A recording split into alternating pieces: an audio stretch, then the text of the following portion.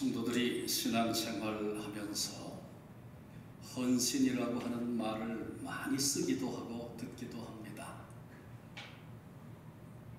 헌신 예배, 헌신자 뭐 이런 말도 쓰죠. 근데 헌신 그러면 우리는 보통 내가 나를 잘 준비해서 하나님께 나를 올려드리고 그렇게 내가 무언가 준비되고 내가 무언가 예비해서 그렇게 하나님께 드려지는 것을 헌신이라고 생각합니다. 틀리는 말은 아니죠. 그런데 중요한 의미에서 헌신은 하나님이 나를 쓰실 때, 나를 써주실 때 비로소 참된 헌신이 된다는 것, 아주 중요한 의미를 놓쳐서는 안 됩니다. 하나님이 나를 써주시지 않는데 내가 하나님의 일을 한다고 이리 뛰고 저리 뛰고 왔다 간다 한다면 얼마나 그 우스운 일이 되겠습니까? 무슨 일을 해도 그것은 사람의 일일 뿐이지 결코 하나님의 일일 수 없다는 사실을 알아야 합니다. 오늘 우리가 함께 읽은 본문의 말씀은 예수님께서 베드로를 부르시고 수제자로 써주셨던, 그래서 본문의 이야기가 없었다면 우리가 아는 베드로는 없었을 것입니다. 베드로는 거칠고 배운 것이 없는 아주 무식한 바닷가에서 그렇게 살다가 죽었을 그 사람을 예수님께서 불러내시고 그를 귀하게 써주신 것입니다. 자, 그렇다고 해서 예수님께서 아무나 부르시고 아무나 쓰신다? 결코 아닙니다. 심심한데 너도 한번 해봐라, 그러신 법이 없죠. 그럴 리가 있습니까?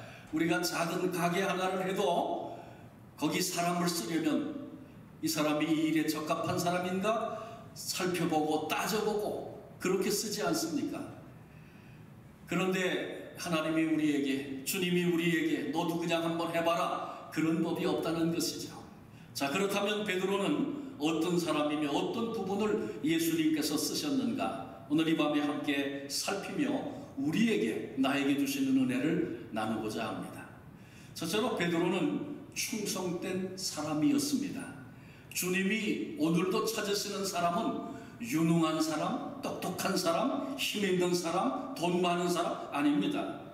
주님은 오늘도 충성된 사람을 찾으시는 것입니다. 우리가 충성 그러면 제일 먼저 떠오르고 생각나는 게 뭐냐 하면 열심입니다.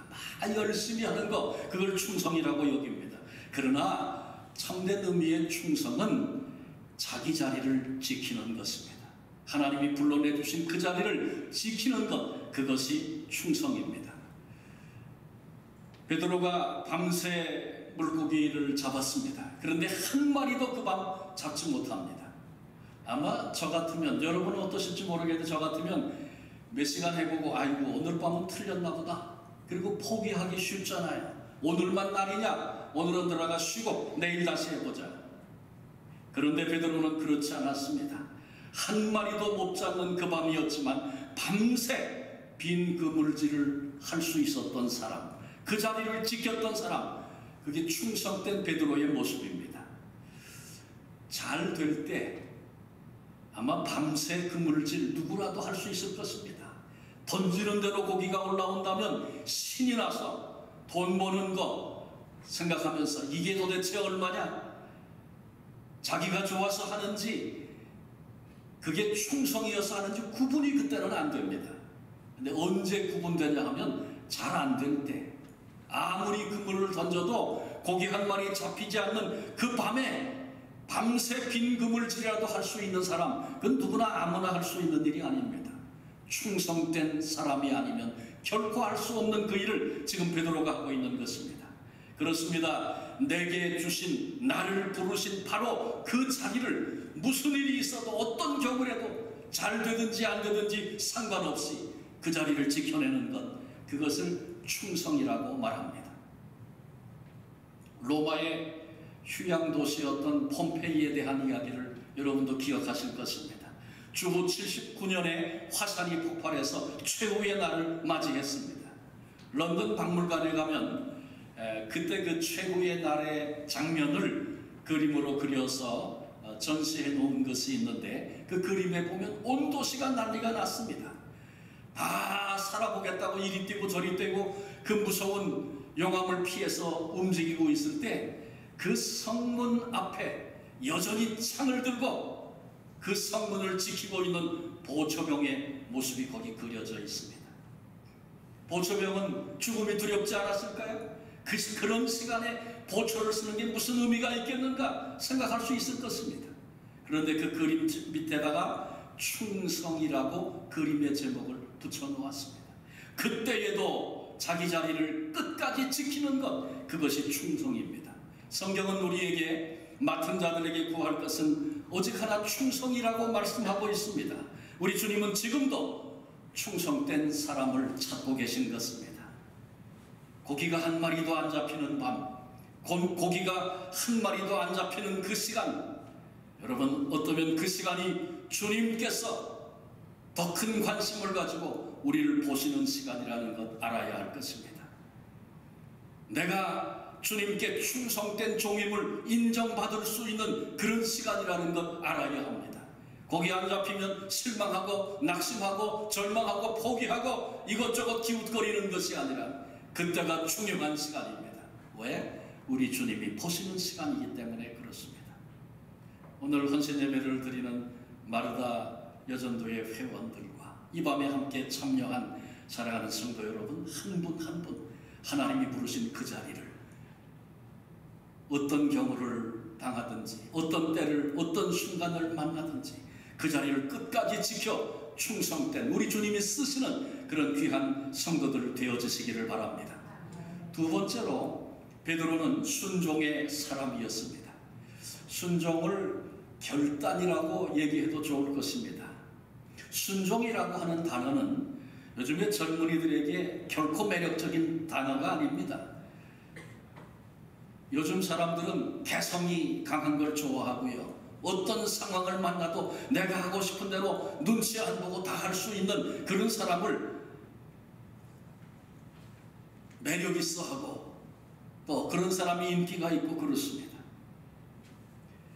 그런데 우리가 잊지 말고 기억해야 할 사실은 우리 주님이 똑똑한 사람을 찾으시는 것이 아니라 오늘도 순종할 줄 아는 사람을 찾으신다는 것 잊지 말아야 합니다.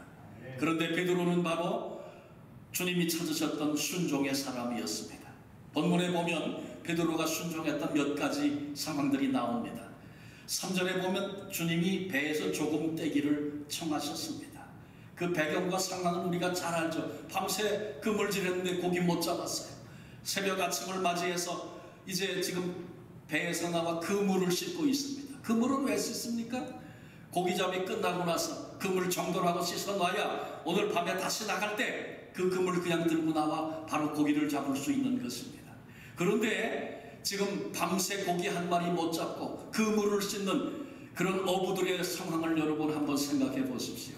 아마 만선을 하고 고기를 많이 잡고 돌아와서 그물을 씻는다면 신이 나서 어깨춤을 추며 그렇게 했을 것입니다. 그런데 한 마리도 못 잡고 어깨가 축 처져서 그물을 씻고 있는 그 시간, 누가 건드리기만 하면 폭발할 것 같은 그런 상황 아닙니까?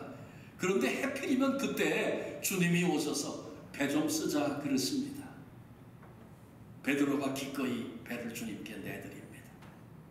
베드로의 순종입니다. 그 힘든 상황에서 우리가 신앙생활하면서 항상 기쁘고 항상 감사하고 항상 은혜가 넘치고 그러나요? 어떤 때는 답답하고 속상하고 건들기만 하면 터질 것 같고 내 이런 모습을 누구에게도 보여주고 싶지 않은 그런 때가 우리에게 있습니다.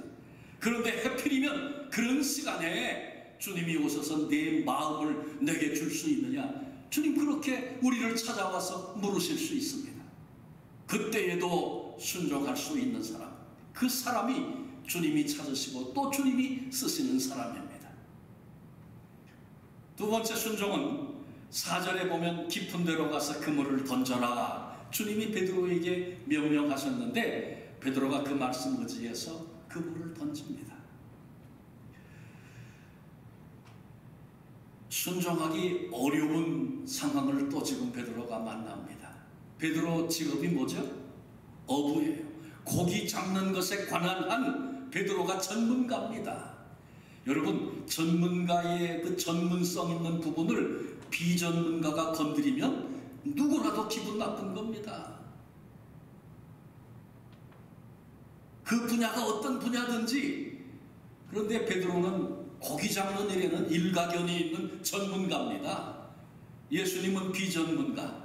직업이 뭐예요? 전직, 목수. 상관도 없죠. 그것도 전직. 그런데 그런 분이 깊은 곳에 가서 그물을 던지라, 그렇게 지금 말씀하고 계신 것입니다. 배를 내드리고 피곤한데 예수님이 배를 강단 삼아 해변가의 무리들을 가르치시고 말씀을 전하실 때 베드로가 그 피곤을 이기고 주님의 말씀을 귀 기울여 들었던 것 같아요. 어떻게 이런 말씀이 있는가, 깜짝 놀라 그 말씀을 받았던 것 같아요. 주님께서 너 깊은 곳에 가서 그물을 던져라, 그렇게 말씀하실 때 주님 말씀은 잘하시는데 물고기 잡는 건 모르시는군요. 아침에 해 뜨면 끝입니다. 깊은 데 아니라 얕은 데 어디가 던져도 안 됩니다. 베드로가 그렇게 말할 만하잖아요. 그런데 주님의 말씀을 듣고 들으면서 은혜를 받고 감동하면서 뭐라고 얘기합니까? 내가 밤새 그물질했지만 한 마리도 못 잡았습니다. 그러나 말씀에 의지하여 그물을 내리리이다.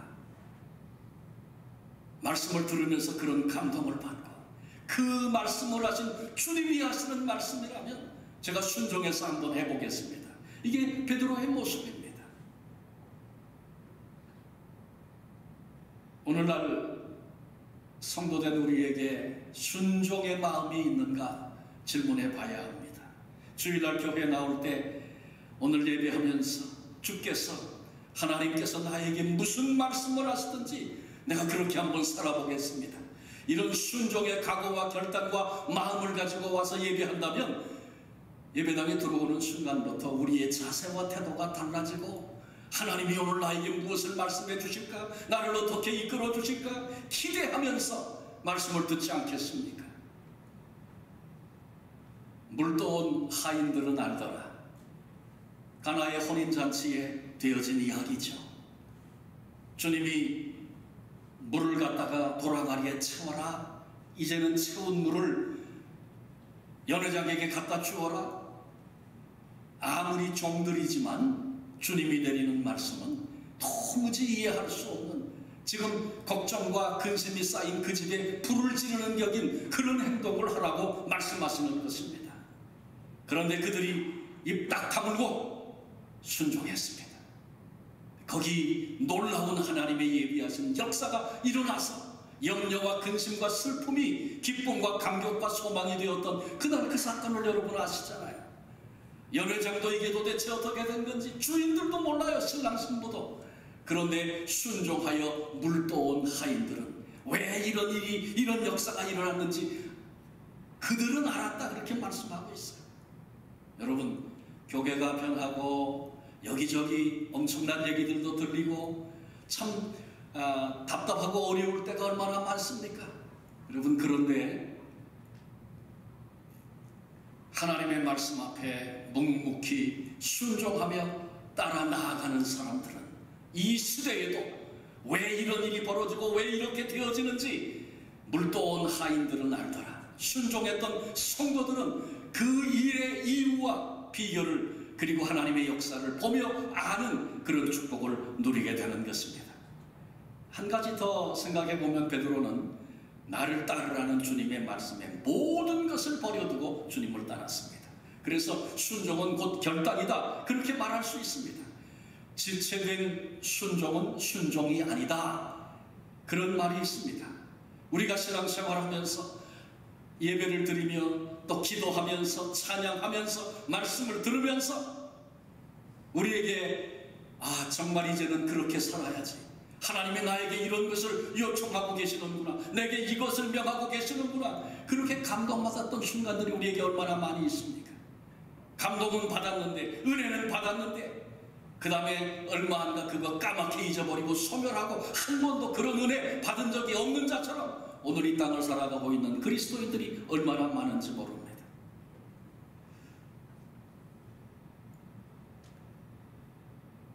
끝까지 주님의 말씀 앞에 순종하고 힘들고 어려워도 오늘 이 순간 뒤로 미루지 아니하고 결단하는 그런 결단들이 있어서 기쁨으로 우리 주님이 베드로를 쓰셨던 것처럼 주님 앞에 붙잡혀 쓰임받는 그런 복된 성도들이 되어지시기를 바랍니다.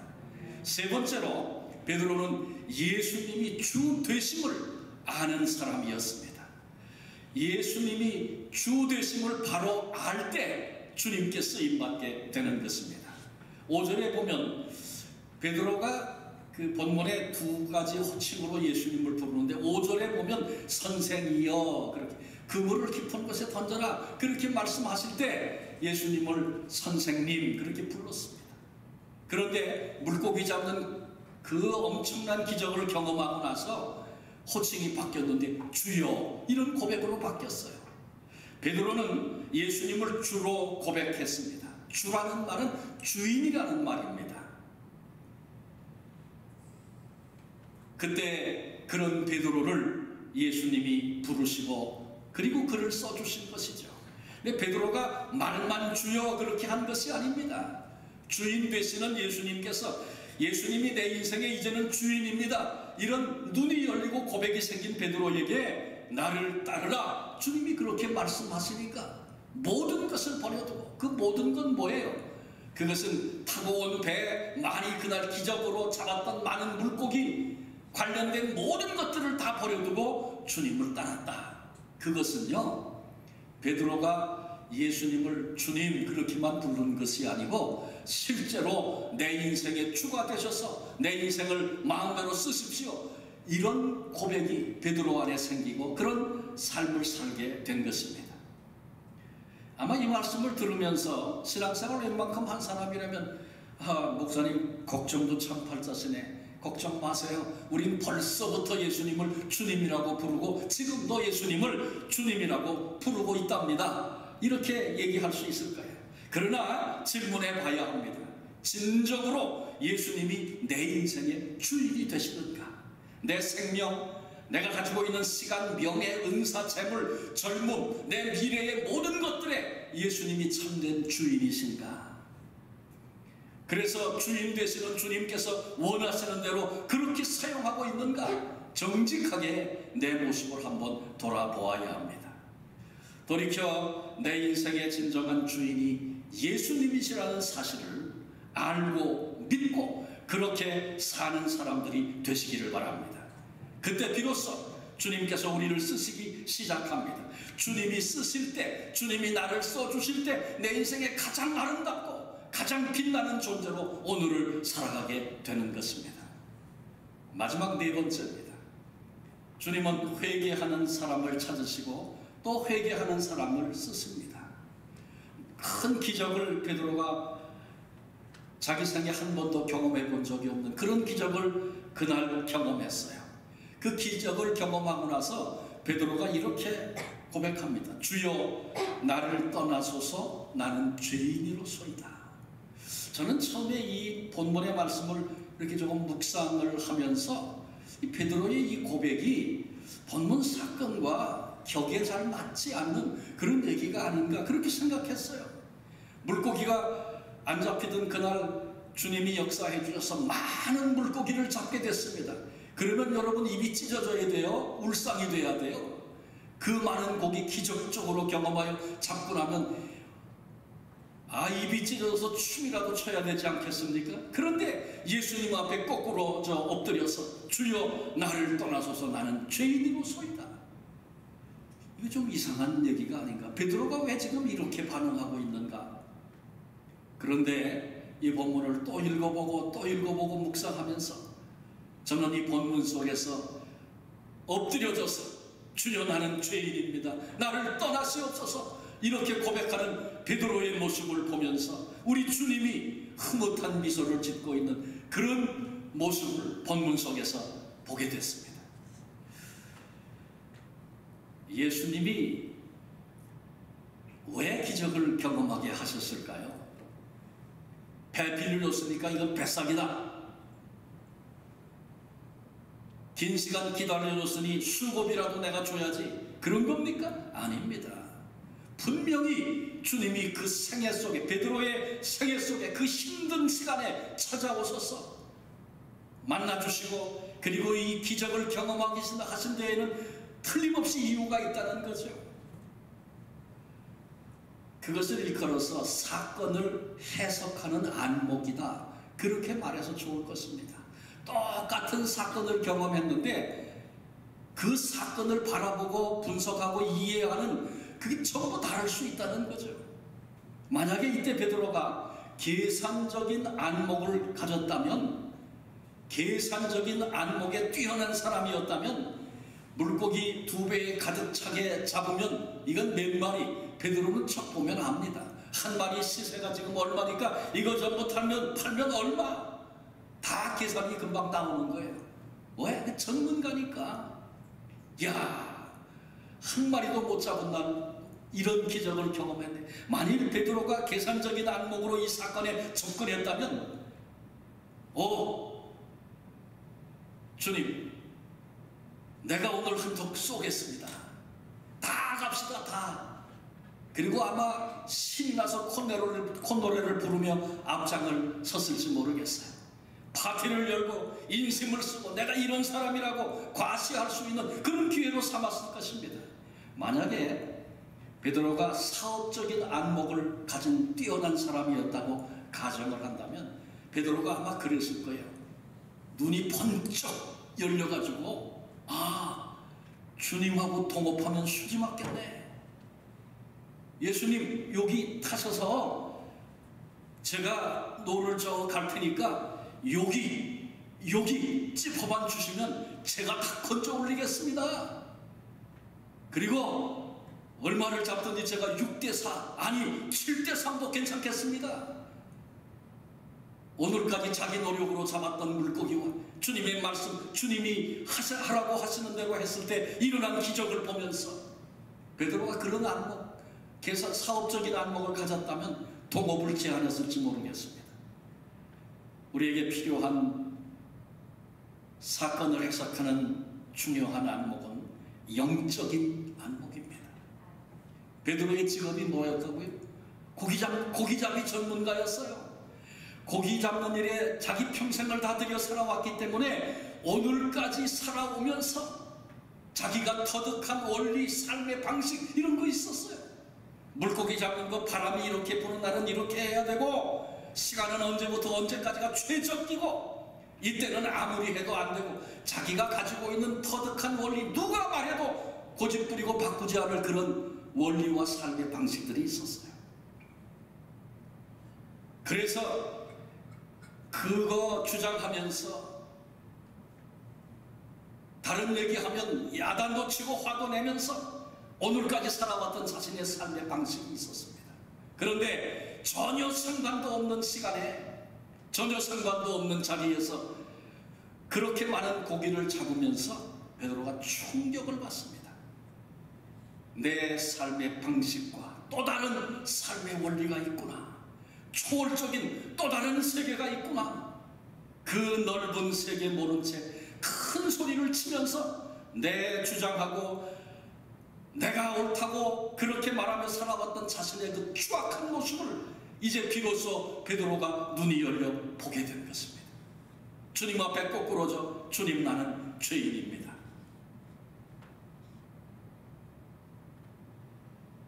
제가 중앙교회에서 목회할 때 한 번은 그 알파 사역이라고 여러분 혹시 들어보셨는지 모르겠어요. 알파 사역은 한국에서는 이게 신비주의로 들어가서 이단으로 몰렸는데 전 세계적으로는 정말 아름답게 쓰여지는 전도 프로그램입니다. 너무너무 귀한 일이죠. 한국교회가 그걸 잃어버린 건 얼마나 불행한 일인지 몰라요. 저희 훈련을 받고 교회에서 그걸 하던 중에 한 분이 그 알파 사역에 초청을 해왔는데 장군 출신이 한 분이 왔어요.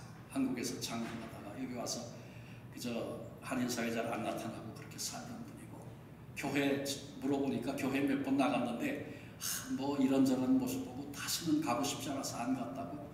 교회 처음 왔는데 저하고 저렇게 대화를 좀 나누는 보니까 그런 얘기 하더라고요. 자기가 여기 이민 와가지고 성경이 너무너무 귀한 책이라고 베스트셀러라고 그런 얘기를 많이 들어 자기가 창세기부터 요한계시록까지 한번 읽어봤대요. 끝까지. 대단한 사람이죠. 그런데 저보고 뭐라 그러냐 하면 다윗이 성군이라 그래서 제가 읽어봤는데 그 아주 나쁜 놈이더군요. 그렇게 얘기를 하더라고요. 그러니까 기본 신앙이 전혀 없는 분이죠. 이분이 이제 그 알파의 초청을 받아서 중요한 주제들을 가지고 공부를 했어요. 근데 그 중간 부분에 그 기본적인 훈련들을 다 받고 그 다음에 기도원에 가서 하룻밤 기거하면서 기도하는 그런 시간이 있어요. 그래서 제가 그분에게 못 간다는 얘기가 들려와서 제가 그분에게 이번에 꼭 그때 겨울이었거든요. 이번에 꼭 같이 올라가시죠. 그렇게 얘기를 했더니 목사님 저는 텐트도 없고 아무래도 이번에 못 갈 것 같아요. 근데 그분은 이제 겨울에 무슨 훈련을 간다니까 동계훈련 뭐 이런 걸 생각하시고 텐트도 이제는 없고 그런 거 없다는 거죠. 그래서 걱정하지 마세요. 거기 가면 숙박시설 다 있고요. 따뜻한 데서 그렇게 지나면서 하룻밤 같이 기도하고 오늘까지 배운 것들이 하나님께로부터 온 것임을 함께 경험하고 성령의 도우심을 구하는 그런 날이니까 한번 갔으면 좋겠어요. 그분을 모시고 갔어요. 근데 막상 그분이 가겠다고 결정을 하고 아주 교회 비판적인 분이거든요. 결정을 하고 나서 가면서 올라가면서 제가 좀 걱정이 들었어요. 왜냐하면 그때는 정말 중요한 날이기 때문에 교회 안에 기도하는 사람은 뭐 다 같이 그 알파 봉사 못하고 뭐 거기 참가자가 아니어도 다 같이 올라가서 그 밤에 거의 뭐 막 그저 12시 1시까지 기도하거든요. 기도하면 뭐 기도의 표현이 전부 다르니까 이 사람이 보면은 정신병자 같이 볼 것 같아.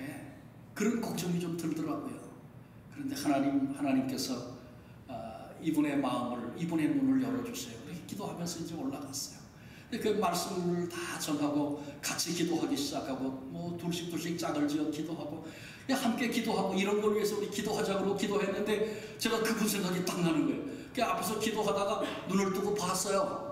그랬더니 이분이 뭐 기도 제목을 줬는데 그 뭐 한마디 기도하면 더 초신자가 교회 처음 나온 사람이 더 기도할 게 뭐 있겠어요. 한마디 기도하고는 그 다음에 눈을 딱 뜨더니 이러고 이제 보는 거예요. 정말 어떻게 그런데 뭐 눈물을 흘리고 콧물을 흘리고 어떤 사람은 떼굴떼굴 굴리면서 기도하고 별 사람들이 다 있는 거예요. 그래서 이 사람이 이제 잘못 왔다 생각하고 다시는 안 오겠구나. 그럴 수 있겠다. 그 걱정이 들더라고요.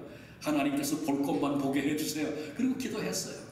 그 다음날 아침 프로그램까지 다 마치고 이제 돌아오는데 너무 밤에 잠도 못 자고 피곤하니까 커피 한 잔 마시고 가야 되겠다 그래서 가다가 팀월턴이 있어서 들어갔어요. 들어갔는데 그분이 거기에 앉아 계시더라고요. 목사님 일로 오시라고 제가 커피 한 잔 대접할게요. 그래서 커피 한 잔을 사시더라고요.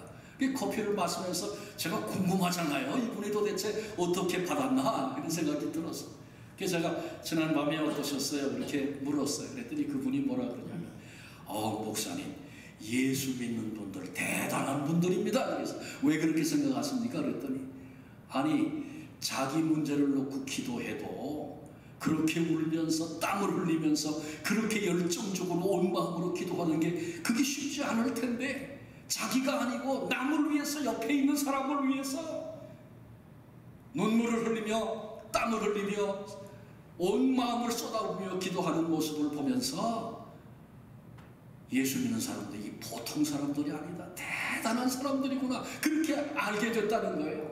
그러면서 그분이 뭐라 그러냐면 제가 오늘까지 살아왔던 세계와 전혀 다른 세계가 있다는 걸 제가 어젯밤에 봤습니다. 목사님 저도 그 세계에서 살고 싶습니다.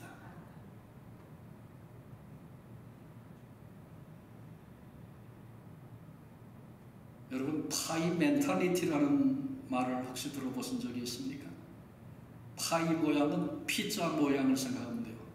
이 피자가 한 판이 있어요. 10명이 먹으면 내 몫은 몇 개입니까? 10분의 1이죠. 근데 저놈이 2개를 먹었네. 그러면 내 거는 반으로 줄든지 없어질 수도 있는 거예요. 저 옆에 가게가 잘 되면 우리 가게는 망하는 거예요. 저 사람이 당선되면 나는 떨어지는 거예요. 그래서 피가 터지게 싸우는 거죠. 달라붙었어. 왜? 나도 살아야 되니까.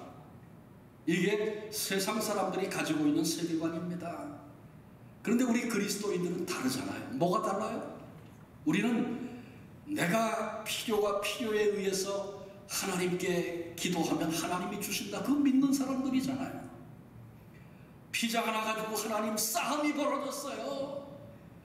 친구도 없고 우정도 없고 저렇게 머리가 터지게 싸우고 있는데 하나님 피자가 한 판 필요합니다. 피자 한 판 주세요. 하나님이 피자 주신 그 다음에 나 필요한 만큼 먹고 야야 울고 있는 애 저기서 떨어져서 하나도 못 먹은 애 일로 좀 와라. 여기 있어. 이거 하나님이 주신 거야. 그리고 나눠줄 수도 있고. 세상 사람들은 모르는 그런 원리와 그런 세계를 사는 사람들이 우리 그리스도인들 아닙니까? 만약에 세상 사람들과 똑같은 가치관, 똑같은 세계관을 가지고 오늘까지 살아왔다면, 그러면서도 나 예수 믿습니다, 나 헌신합니다 그랬다면 베드로처럼 우리도 주님 앞에 거꾸로 섰어. 주님, 나는 죄인입니다. 내 생각이 전부고 내가 생각하는 그 길이 전부고 내 원리를 주장하며 큰 소리를 치며 살아왔던 자신의 모습을 보며 거꾸로 섰던 베드로와 같이 우리도 주님 앞에 거꾸로 섰어. 내가 죄인입니다. 내가 죄인인 것을 아는 것, 그게 위대한 지식입니다.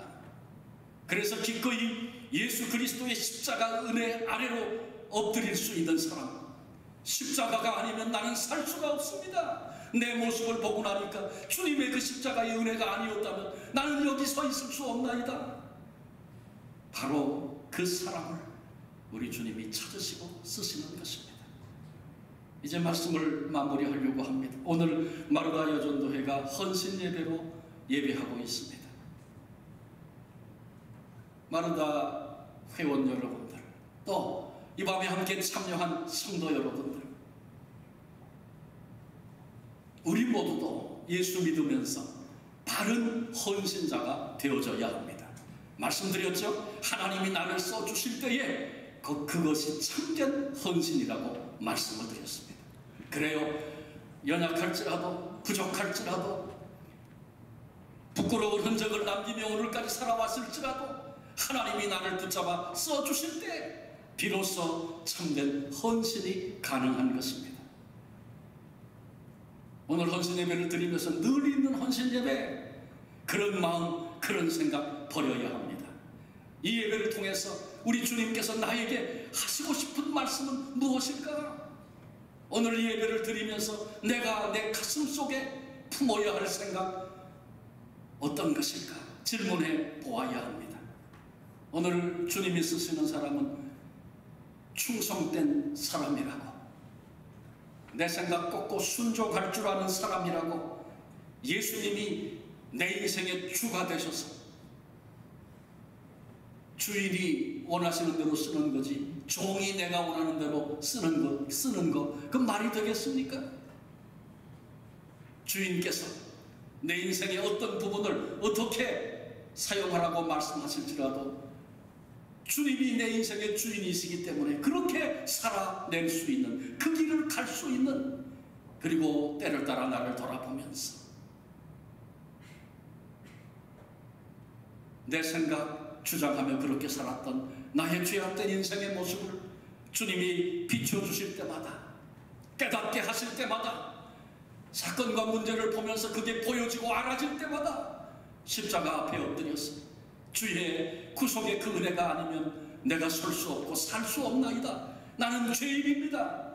주님 앞에 이같이 고백하며 나아갈 수 있는 베드로와 같은 주님이 쓰시기에 합당한 사람들 될 수 있기를 바랍니다. 정말 주님은 나를 쓰고 싶으신데 그럼에도 나를 쓰실 수 없는 이유가 내게 있는 것이 아닌가, 이 밤에 질문해 보면서